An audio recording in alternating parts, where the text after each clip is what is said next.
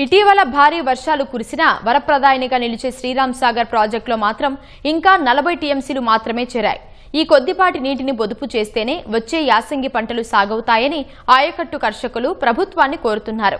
జిల్లాలో చెరువులు కుంటలు నిండాయని, యాసంగి పంట కోసం ప్రాజెక్టు నీటిని నిల్వ చేయాలని అన్నదాతలు ప్రభుత్వాన్ని కోరుతున్నారు. ఎల్నినో ప్రభావంతో ఈ సీజన్లో వర్షాలు పడతాయా లేదా అన్న సందేహంలో ఉన్న అన్నదాతలకు గత వారం ఉత్తర తెలంగాణ ప్రాంతాల్లో ఆశించిన మేర వర్షాలు పడ్డాయి. భారీ వర్షాల కారణంగా జగిత్యాల జిల్లాలో చెరువులు కుంటలు నిండి వాగులు వంకలు పొంగి పొర్లుతున్నాయి. దీంతో వరి నాట్లు ఊపందుకున్నాయి. అన్నదాతలు ఇతర పంటలు సైతం సాగు చేస్తున్నారు.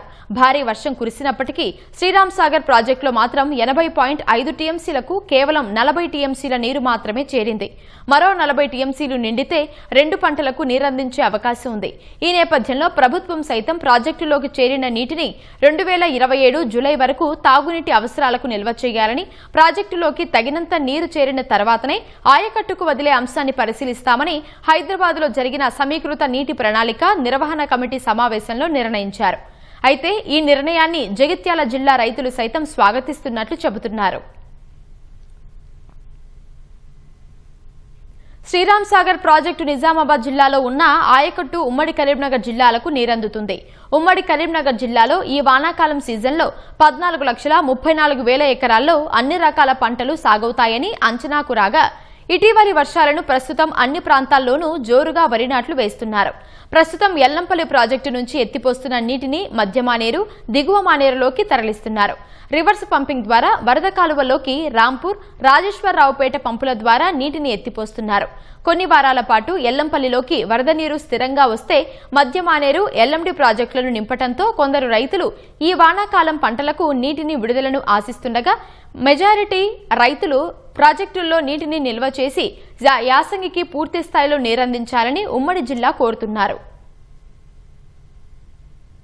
ఇప్పుడు ఈ పంటకు మాత్రం నీళ్ళు వదిలితే మళ్ళీ ఏసంగి పంటకు అనేది మనకు కొరత వస్తుంది. మనకు ఇప్పుడు ఈ ఉత్తర తెలంగాణలో నీకు వర్షాలు అయితే బాగానే మంచిగానే పడ్డాయి ఇప్పుడు సమృద్ధిగానే పంటలకు సరిపోయేటట్టు. ఎందుకంటే అవి కాపాడుకుంటే మనకు రబీకి ఏసంగి పంటకు ఎక్కడికి వస్తాయి. ఇప్పుడు దాని నుంచి వారించుకునేటట్టు అయితే ఎవరు లేరు. అంతా కరెంట్లు, బోరింగ్ బాయిల మీదనే ఆధారపడి ఉన్నారు. నీళ్ళు అయితే భూగర్భ జలాలు సమృద్ధిగా పెరిగినాయి. మనకు దాదాపు ఒక 60-70 టీఎంసీలు దాటితే నీకు విడుదల ఇస్తే బాగుంటుంది. ఇప్పుడు 40 ఉన్నాయి కనుక నీకు డెడ్ స్టోరేజ్ 15-16 టీఎంసీలు డెడ్ స్టోరేజ్ ఉన్నాయి. ఇప్పుడు ఎస్ఆర్ఎస్వి ప్రాజెక్టులో అనుకున్నన్ని నీళ్లు వర్షాలు లేక రాలేవు కాబట్టి ఇప్పుడు దాదాపు 40 టీఎంసీలు దాకా ఉన్నాయి. ఎందుకంటే ఇప్పుడే వాటర్ వదిలినట్టయితే ఆ తర్వాత భవిష్యత్తులో సాగునీటికి కానీ తాగునీటికి కానీ ఇబ్బంది అయ్యే అవకాశం ఉంటుంది.